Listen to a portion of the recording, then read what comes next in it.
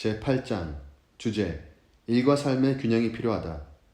효율이란 일을 제대로 하는 것이고 효과란 올바른 일을 하는 것이다. 피터 드러커, 미국의 경영학자. 절대적인 균형이란 세상에 존재하지 않는다. 그렇다. 균형 잡힌 상태처럼 보이는 것은 그 차이가 눈에 보이지 않을 만큼 미세할지 몰라도 사실 균형을 잡기 위해 피나는 노력을 하고 있는 과정에 불과하다. 균형은 생김새는 명사이지만 사실 동사처럼 움직인다. 또 균형은 궁극적으로 우리가 손에 넣을 수 있는 무엇처럼 보이긴 하지만 사실 우리가 끊임없이 노력을 기울여야만 하는 과정의 일이다. 균형 잡힌 삶 같은 건 존재하지 않는다. 대부분의 사람들이 곰곰이 생각해보지 않은 채 달성 가능한 훌륭한 목표인 것처럼 받아들이는 잘못된 개념일 뿐이다. 이 기회를 빌려 당신도 다시 한번 생각해보기 바란다. 사회적 통념에 의문을 품고 거부하길 바란다. 균형 잡힌 삶이란 거짓말이다. 균형이라는 개념은 말 그대로 개념에 지나지 않는다. 철학에서 말하는 중용의 덕, 중도란 양극단 사이의 어딘가에 있는 중간 지점을 의미하고 이는 어느 한쪽에 치우치지 않는 두 지점 사이의 중간을 설명할 때 쓰는 개념이기도 하다. 정말 원대한 생각이긴 하나 그다지 실용적이라고 볼 수는 없다. 이상적일 뿐이지 현실적이진 않다는 말이다. 과연 완벽한 중도, 균형이라는 게 가능한 일인가? 많은 사람들이 내 삶엔 균형이 필요해 라고 한탄한다. 균형 잡힌 삶에 대한 말을 자주 듣다 보니 그것이 우리가 반드시 추구해야 할 목표라고 자동적으로 생각하게 된다. 그렇지 않다. 목적의식, 삶의 의미, 중요성 이런 것들이야말로 성공적인 삶을 만드는 요소다. 그것들을 추구하다 보면 당연히 불균형한 삶을 살게 될 가능성이 높다. 우선적으로 중요한 일들을 처리하다 보면 눈에 보이지 않는 중간의 선을 이리저리 넘나들게 된다. 남다른 성과는 일정 정도 이상의 집중력과 시간을 필요로 한다. 한 가지 일에 시간을 쏟는다는 것은 자연히 다른 일에 들어가는 시간을 줄인다는 뜻이다. 그러니 균형은 불가능해질 수밖에 없다. 주제: 어쩌다 우리는 균형에 집착하게 되었나? 역사적으로 균형 잡힌 삶이란 특권 계급층만이 생각할 수 있는 것이었다. 수천 년 동안 우리에게는 일이고 삶이었다. 일을 하지 않으면, 즉 동물을 사냥하고 곡식을 추수하고 가축을 기르지 않으면 목숨을 부지할 수 없었다. 그러나 세월이 흐르면서 상황도 달라졌다. 제레드 다이아몬드의 퓰리처상 수상작 총, 균, 쇠를 보면 잉여 식량을 생산하던 농장 기반 사회로부터 궁극적으로 전문적인 특수 집단이 만들어졌음을 확인할 수 있다. 1만 2천년 전 지구상의 모든 사람들은 사냥꾼인 동시에 채집하는 사람이었다. 그러나 오늘날 우리들은 농부이거나 농부들이 재배한 곡식을 사먹는 사람으로 나뉜다. 식량을 찾아다니거나 직접 곡물을 기르는 일에서 해방된 뒤 사람들은 학자도 되고 기술자도 될 수 있었다. 어떤 이들은 우리 식탁에 오르는 음식을 생산하고 또 다른 이들은 그 식탁을 만든다. 처음에는 대다수의 사람들이 자신의 필요와 야망에 따라 일을 했다. 대장장이는 오후 6시까지 대장간에 남아있을 필요가 없었다. 말급슬 심기는 일이 다 끝나면 언제든 집에 갈 수 있었다. 그러다가 19세기 산업혁명이 발생하면서 최초로 수많은 사람들이 다른 누군가의 밑에서 일하기 시작했다. 근로자를 사정없이 밀어붙이는 상사, 1년 내내 쉼없이 돌아가는 근로 스케줄, 새벽이고 늦은 밤이고 상관없이 불이 환하게 켜진 공장이 생겨났다. 그 뒤를 이어 20세기에는 근로자를 보호하고 근로시간을 제한하는 움직임이 여기저기에서 생겨났다. 일과 삶의 균형이라는 표현이 생긴 것은 기혼 여성 중 절반 이상이 근로자 대열에 합류한 1980년대 중반이었다. 2005년에 출간된 삶은 함께 일은 따로 맞벌이 가정에서 일과 삶의 균형이라는 책에 실린 랄프 고모리의 서문을 다른 말로 바꾸어 표현하면 우리는 생계를 책임지는 사람 한 명과 가정주부 한 명으로 이루어진 가정에서 출발하여 생계를 책임지는 사람 2명과 가정주부 없는 가정에 도달했다. 회사 일은 물론이고 집안일까지 해야 하는 기혼 여성들의 삶이 고달파졌으리라는 것을 알 수 있다. 그러나 1990년대에 들어서자 일과 삶의 균형이라는 표현은 남성들에게도 일종의 좌우명이 되었다. 경영정보 전문기업 렉시스넥시스가 전세계 상위 100대 신문을 조사한 결과 이 주제를 다룬 기사의 수는 1986년부터 1996년까지는 32건에 불과했으나 2007년에는 그 한 해만 해도 1674건이나 되어 극적인 증가를 보인 것으로 나타났다. 기술의 발달과 함께 우리 삶에 무언가가 빠져있다는 믿음이 커진 것은 아마 우연이 아닐 것이다. 개인의 공간이 침해되고 삶과 업무의 경계가 허물어지면서 그런 일이 생길 수밖에 없다. 실제 삶의 여러 문제에 뿌리를 둔 이와 같은 일과 삶의 균형이라는 발상은 분명 우리의 생각과 상상력을 사로잡았다. 주제: 기적은 항상 극단에서 일어난다. 균형을 향한 욕구가 생기는 것은 당연한 일이다. 모든 일을 할 수 있는 충분한 시간이 생기고 모든 일이 제 시간에 마무리된다는 것은 그 생각만으로도 마음이 평안해지고 고요해진다. 이러한 평온함이 너무나도 현실적으로 느껴져서 우리 삶은 당연히 그래야만 하는 것처럼 보인다. 하지만 사실은 그렇지 않다. 균형이 곧 중도라고 생각한다면 불균형은 곧 중도에서 멀어지는 것으로 뜻한다고 생각하기 쉽다.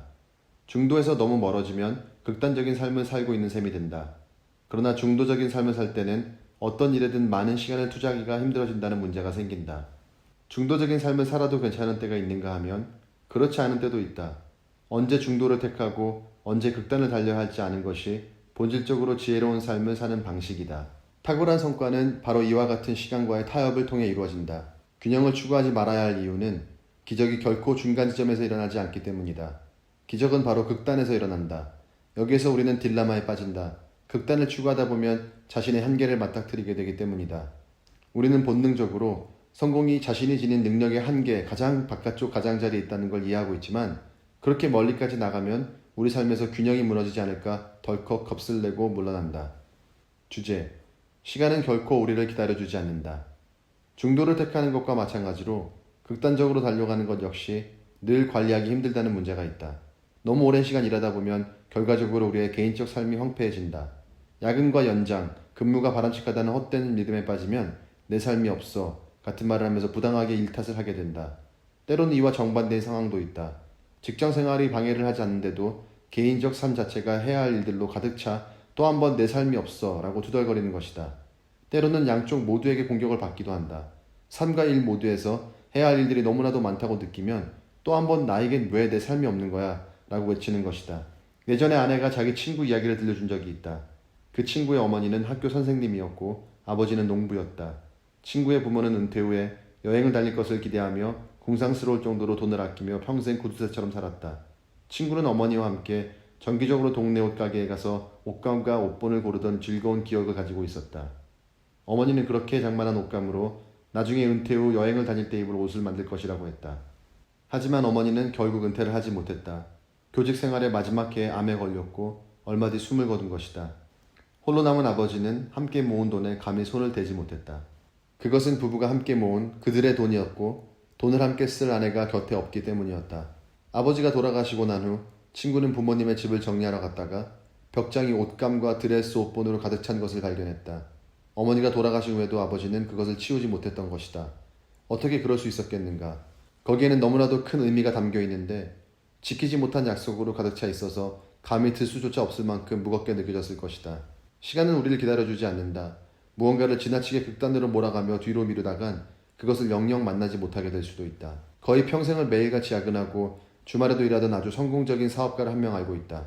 그는 그것이 모두 가족을 위한 것이라고 굳게 믿고 있었다.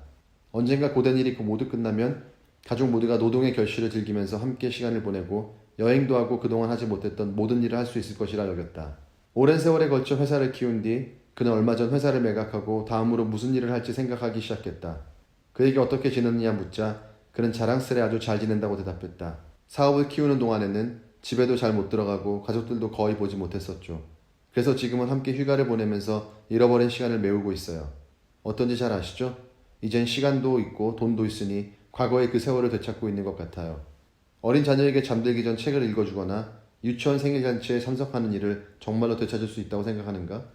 5살 아이의 생일을 축하해주는 것과 고등학교 친구들을 둔 10대 자녀와 식사하는 것이 정말 같을까? 어린 자녀의 축구 경기에 응원하러 가는 것이 다 자란 성인 자녀의 축구 경기를 관람하는 것과 같을까? 당신이 다시 참여할 준비가 될 때까지 중요한 모든 걸 잠시 일시정지해달라고 신에게 기도하면 그것이 이루어질 것 같은가? 시간을 가지고 도박하는 것은 결코 되찾을 수 없는 돈을 거는 것과 같다. 설사 이길 수 있다고 자신한다 하더라도 그동안 잃어버린 것에 대해 후회하지 않을 자신이 있는가? 시간을 가지고 저울질하다 보면 빠져나올 수 없는 동굴로 떨어지게 되어 있다. 균형 잡힌 삶이라는 거짓말을 믿으면 하지 말아야 할 일을 하거나 해야 할 일을 중단하게 될지도 모른다. 중도라는 문제는 당신이 저지르는 일 중에 가장 심각한 문제가 될 수도 있다. 거스를 수 없는 시간은 결코 간과할 수 없는 문제다. 그럼 균형 잡힌 삶이 말도 안 되는 거짓말이라면 어떻게 해야 할까?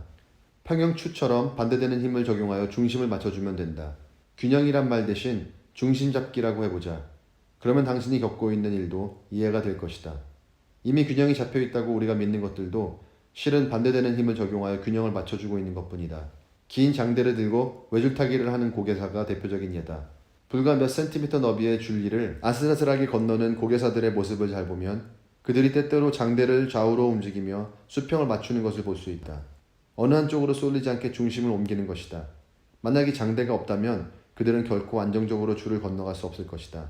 이것이 바로 중심 잡기다.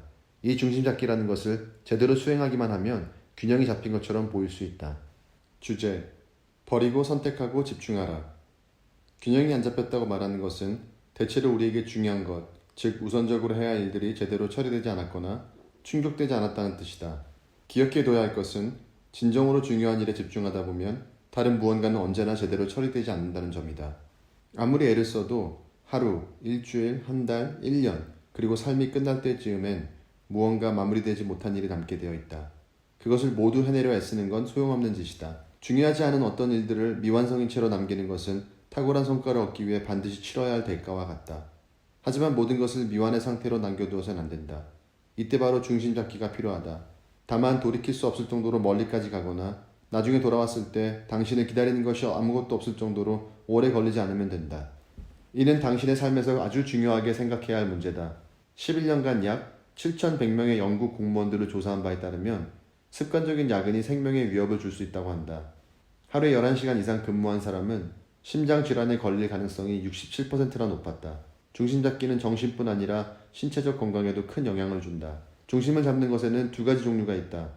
일과 개인적 삶 사이에서 중심을 잡는 것과 각각의 시간 속에서 중심을 잡는 것이다. 직업적인 성공에서 중요한 것은 업무에 얼마나 많은 시간을 투입하느냐가 아니다. 핵심은 집중할 수 있는 시간이 얼마나 되느냐다. 탁월한 성과를 내기 위해서는 무엇이 가장 중요한지 선택한 다음 그것을 성취하는 데 필요한 모든 시간을 들여야 한다. 그렇게 하려면 다른 업무에서 발생하는 문제와 관련해 극단적으로 균형을 깨트려야 한다.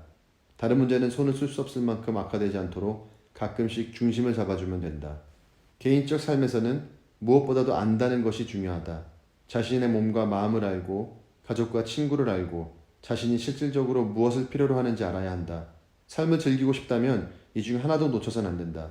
일을 위해서든 혹은 다른 어떤 것을 위해서든 무엇도 희생시켜서는 안 된다. 이들 사이를 수시로 왔다 갔다 하거나 때로 두어 가지를 한데 합칠 수도 있지만 그것들 중 어느 하나도 오랫동안 무시할 수는 없다. 치밀한 중심 잡기는 당신의 개인적 삶에서 꼭 필요한 것이다. 중요한 것은 중심을 잡느냐 읽느냐가 아니라 짧게 가느냐 길게 가느냐이다. 개인적 삶에서 중심이 흔들리는 경우라면 간격을 짧게 두고 수시로 중심을 잡아라. 짧게 가면 가장 중요한 모든 것들과 관계를 잃지 않으면서 그것들을 함께 움직여 나갈 수 있다. 직업적인 삶에서는 오랜 기간 활동하면서 탁월한 성과를 내기 위해서는 오랫동안 불균형 상태를 유지해야 할지도 모른다는 사실을 인정하고 받아들여라. 길게 가면 우선순위가 떨어지는 다른 것들을 희생시키는 한이 있더라도 가장 중요한 것에 집중할 수 있다. 개인적 삶에서는 버리고 가는 것이 없게 하고 반대로 직업적 삶에서는 그렇게 해야만 한다. 더 다이어리 니콜라스를 위한 수잔의 일기라는 책에서 저자 제임스 패터슨은 개인적 삶과 직업적 삶에서 균형을 잡을 때 우선순위를 어디에 둬야 하는지 명확히 보여주었다. 삶이라는 게임에서 5개의 공을 저글링하고 있다고 상상해보라. 그 공은 각각 일, 가족, 건강, 친구, 정직이다.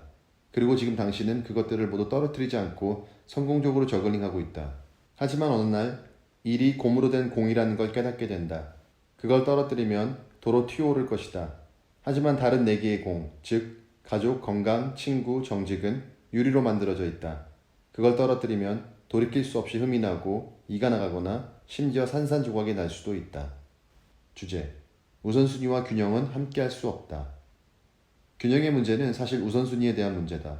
균형이라는 말 대신 우선순위라는 말을 쓰면 여러 선택지들을 더욱 또렷하게 볼 수 있고 또 다른 운명으로 가는 문을 열 수 있다. 남다른 성과를 만들려면 우선순위를 세워야 한다. 우선순위에 따라 행동하면 자동적으로 균형에서 벗어나 어느 하나에 더 많은 시간을 투자하게 된다. 즉, 균형을 깨트려야만 한다. 문제는 그 우선순위에 얼마나 많은 시간을 투자하느냐다. 업무를 우선순위에 따라 처리하기 위해서는 자신에게 가장 중요한 일이 무엇인지 명확히 알고 그것부터 끝내야 한다. 그런 다음 퇴근해서는 가정에서의 우선순위를 명확히 파악하여 다음날 다시 일에 집중할 수 있어야 한다. 무게를 맞추는 삶을 살아라. 중요한 일을 맨 앞에 두고 나머지 부분들은 기회가 되는 대로 관심을 쏟아라. 훌륭한 삶이란 곧 다른 여러 부분의 무게를 맞추는 삶이다. 핵심 개념. 첫 번째, 두 개의 양동이를 들고 균형을 잡는다고 생각하라. 직업적 삶과 개인적 삶을 두 개의 양동이에 나누어 담아라. 각각의 양동이에는 나름의 중심 잡기 기술과 접근법이 있다. 두 번째, 직업적 양동이의 무게를 맞춰라. 업무에는 완전히 익혀야 하는 기술이나 지식이 필요하다. 당신의 업무 생활은 크게 두 부분, 가장 중요한 일과 그 외의 일들로 나누어질 것이다. 가장 중요한 업무에는 극단적일 정도로 시간을 투자하고 나머지 부분에 대해서는 큰 부담을 갖지 마라. 직업적으로 성공하려면 그렇게 해야 한다. 세 번째, 개인적 삶에서 양동이의 무게를 맞춰라. 자신의 삶에 여러 부분이 있으며 각 부분은 스스로 난 내 삶이 있다고 느낄 수 있을 정도의 최소한의 관심을 필요로 한다. 그중 하나라도 놓치면 그 여파를 곧바로 느끼게 될 것이다. 무엇보다도 지속적으로 삶의 각 부분에 대해 인식하고 있어야 한다. 각 부분 모두를 지킬 수 있도록 무게 맞추기에 관심을 기울여라. 어느 한 가지를 버려둔 채 너무 오래 가서도 너무 멀리 가서도 안 된다. 개인적 삶을 온전히 누리려면 그렇게 해야 한다. 제8장 끝. 제9장 크게 버리는 일은 위험하다. 우리가 목표 달성을 힘겨워하는 이유는 장애물 때문이 아니라 덜 중요한 목표 쪽으로 훤히 뚫린 다른 길 때문이다. 로버트 브롤트, 미국의 저널리스트. 동화 빨간 망토에 등장하는 커다란 나쁜 늑대. 미국 컨트리 음악 속에 나오는 크고 나쁜 존. 소설과 영화 속의 빅브라더. 옛날 이야기부터 포크송에 이르기까지 큰 것이 나쁘거나 위험하다는 생각은 아주 오래전부터 존재해왔다. 하지만 이것은 사실이 아니다. 큰 것이 위험할 수 있고 위험한 것이 클 수도 있지만 그 둘은 동일한 단어가 아닐 뿐더러 연관되어 있는 단어도 아니다. 큰 것이 위험하다는 말은 거짓이다. 어쩌면 세상에서 가장 심한 거짓말일지도 모른다. 큰 성공을 두려워하면 성공을 피하거나 그것을 이루기 위한 노력을 중단할 수 있기 때문이다. 주제, 누가 큰 것을 두려워하는가? 크다는 말과 성과라는 말을 한 문장 속에 넣어 말하면 많은 이들이 반발하거나 도망치려 할 것이다. 크다와 성과를 함께 이야기하면 듣는 사람이 가장 먼저 떠올리는 것은 힘들다, 복잡하다, 시간이 오래 걸린다와 같은 이미지일 것이다. 그들의 의견을 종합해보면 큰 성과에 이르기까지는 힘들고 복잡한 과정이 필요하다는 정도가 될 것이다. 또한 그들이 느끼는 감정은 위험을 감당하기 버겁고 두렵다 정도일 것이다. 어떤 이유인지는 몰라도 커다란 성공은 자신을 짓누르는 듯한 압박과 스트레스를 가져오고 그런 성공을 추구하다 보면 가족, 친구들과 보낼 시간을 빼앗길 뿐 아니라 결과적으로는 건강까지 잃을 것이라는 두려움이 팽배해 있다. 큰 성공을 이룰 권리가 자신에게 있는지 확신하지 못하거나 노력을 기울이다가 실패했을 때 어떤 일이 일어날지 두려워하다 보면 머리가 핑핑 돌 지경이다. 이런 생각 모두가 크다는 개념의 거부감을 일으킨다. 신조어를 하나 만들자면 메가포비아, 큰 것에 대한 비이성적인 두려움이라 할 수 있겠다. 큰 일에는 위험이 따른다는 생각을 가지고 이를 두려워하면 사고의 범위가 점점 작아진다. 궤도를 낮게 잡는 것이 안전하다고 느끼고 지금 이 자리에 그대로 머무는 게 신중한 선택 같기만 하다. 하지만 그건 사실이 아니다. 큰 일을 두려워하면 작은 사고가 당신의 하루를 지배할 것이고 큰 일은 결코 현실이 되지 않는다. 주제, 큰 생각이 만들어낸 4억 달러 기업. 지구가 평평하다는 믿음 때문에 얼마나 많은 선장들이 돛을 펼 기회를 놓쳤는가.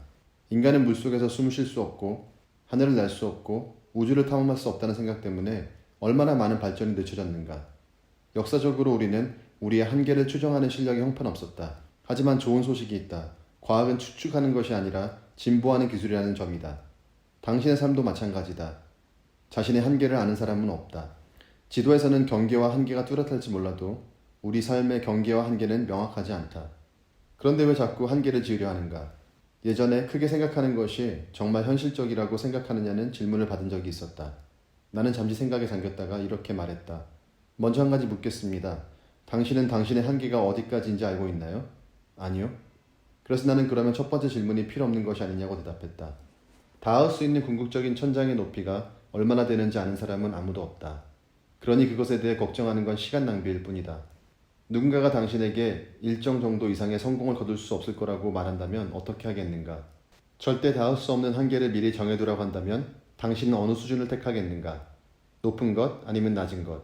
말 안 해도 그 답은 이미 알리라 생각한다. 이런 상황에 처하면 우리는 모두 같은 일을 할 것이다. 크게 생각하는 것이다. 왜일까? 자신에게 미리 한계를 정해두고 싶어 하지 않기 때문이다.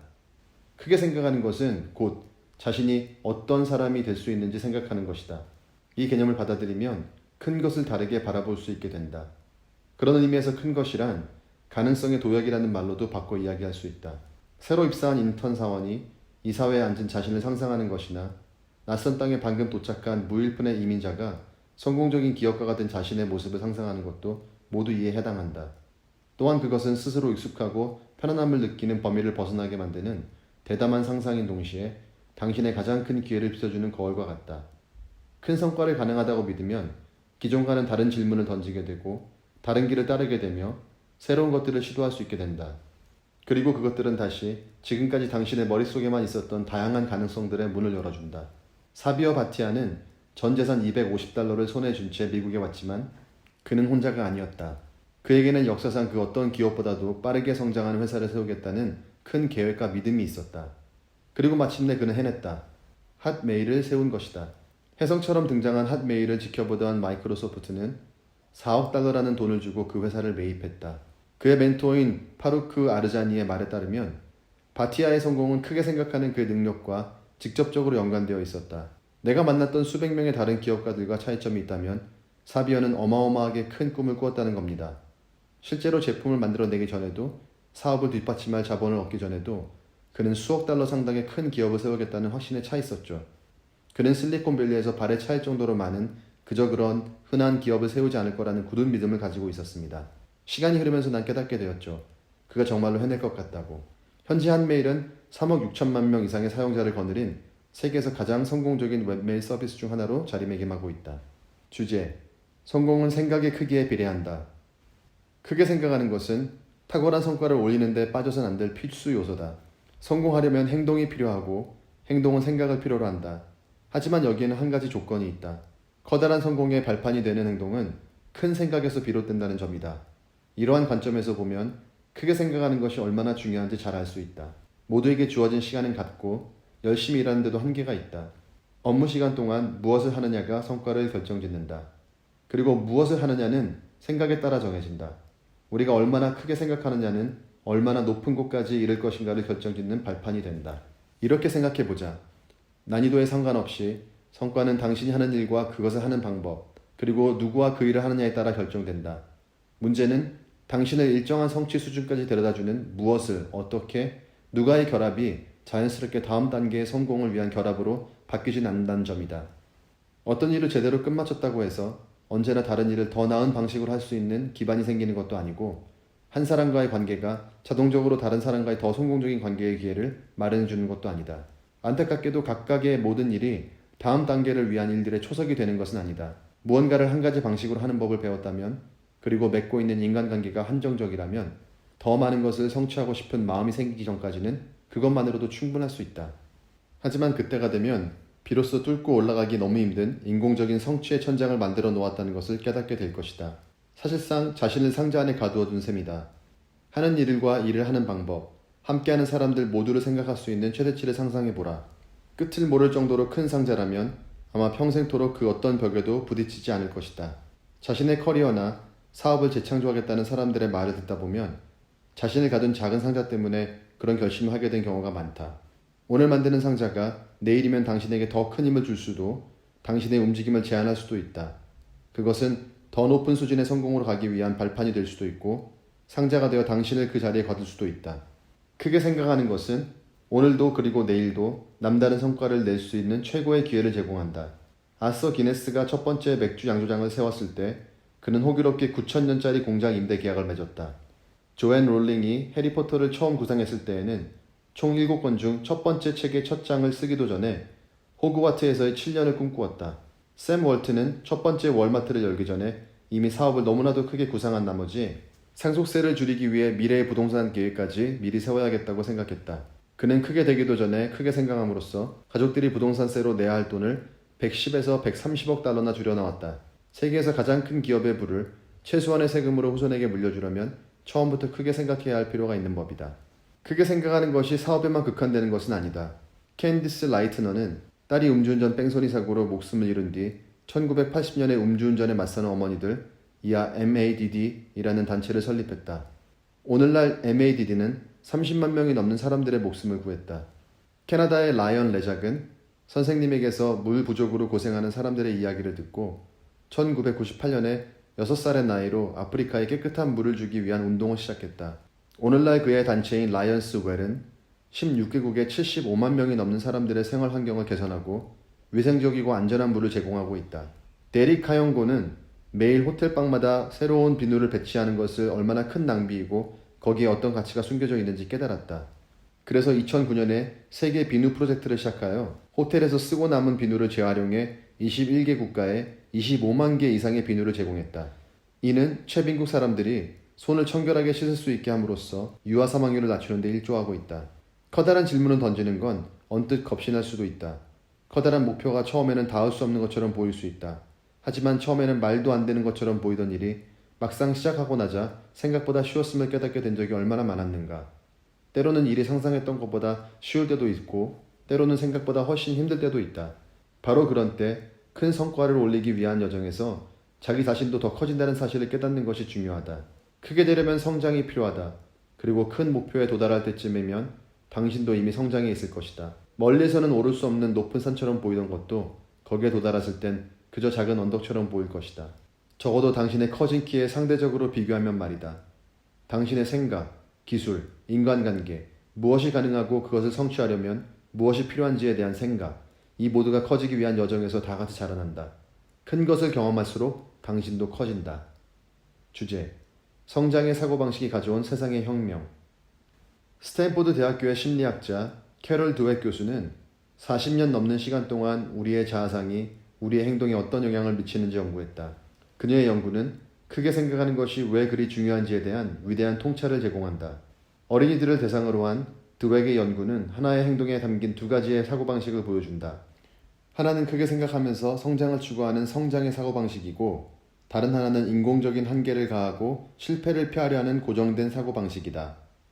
성장 위주의 사고방식을 갖춘 학생들은 고정된 사고방식의 학생들보다 더 나은 학습 전략을 쓰고 무력감을 덜 느끼며 더 긍정적인 노력을 기울이는 모습을 보였고 학습 성적도 더 좋았다.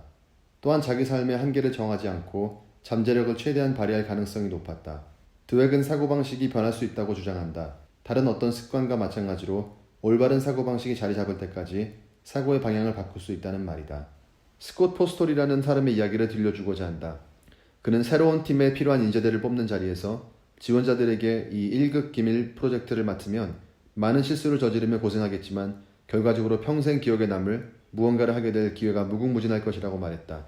그는 회사 전반에 있는 인재들에게 이 알쏭달쏭한 말을 전했고 이 도전에 즉각적으로 나선 사람들만 팀원으로 뽑았다. 나중에 그가 드웩의 책을 읽고 그녀에게 말한 것처럼 성장의 사고방식을 가진 사람들을 찾고 있었던 것이다. 이 이야기가 왜 중요할까? 스콧 포스톨의 이름은 들어본 적이 없다고 해도 그가 그렇게 소집한 팀이 내놓은 결과물을 모를 수는 없을 것이다. 포스톨은 애플의 수석 부사장이었고 그가 뽑은 팀원들이 만든 것은 바로 아이폰이었다. 주제: 내 안의 거인을 깨우는 법. 큰 것은 곧 위대함, 남다른 성과를 상징한다. 큰 삶을 추구하라. 그러면 당신이 살 수 있는 것 중 가장 위대한 삶을 추구하게 될 것이다. 위대하게 살려면 크게 생각해야 한다. 또한 당신의 삶과 당신이 이룬 것들이 위대해질 수 있다는 가능성에 마음을 열어야 한다. 성취와 풍요는 올바른 일을 하고 거기에 어떤 제약도 두지 않을 때 나타나는 자연스러운 성과물이다. 큰 일을 두려워하지 마라. 평범한 이류에 그치는 것을 두려워하라. 재능의 낭비를 두려워하라. 삶을 최대한으로 살지 못한 것을 두려워하라. 큰 일을 두려워하면 의식적으로나 무의식적으로 그것을 피하려고 애쓰게 된다. 그러면 미약한 결과물이나 사소한 기회를 향해 달려가거나 큰 것들로부터 도망치게 될 것이다. 작은 생각으로 삶까지 작게 쪼개지 마라. 크게 생각하고 목표를 높게 잡고 대담하게 행동하라. 그런 다음 삶을 얼마나 크게 만들 수 있을지 보라. 용기가 두려움을 느끼지 않는 것이 아니라 두려움을 넘어서는 것이라면 크게 생각하는 것은 의구심을 느끼지 않는 것이 아니라 그것을 넘어서는 것이다. 크게 생각하고 크게 살아야만 자신의 삶과 일에서 진짜 잠재력을 경험할 수 있다. 핵심 개념. 첫 번째, 크게 생각하라. 다음번에는 무엇을 할까와 같은 점진적인 사고를 피하라. 그렇게 하면 잘해봤자 성공으로 가는 느린 차선을 타게 되거나 심하게는 아예 그 길에서 벗어나게 될 것이다. 더 큰 질문을 던져라. 어찌해야 할지 모를 때는 어딜 가든 가능성을 2배로 높여라. 당신의 목표가 10이라면 20까지는 어떻게 도달할 수 있을까? 라고 물어라. 당신이 원하는 것보다 훨씬 더 높은 목표를 잡아라. 그러면 당신의 본래 목표를 달성하고도 남는 계획을 갖게 될 것이다. 두 번째, 메뉴판만 보고 주문하지 마라.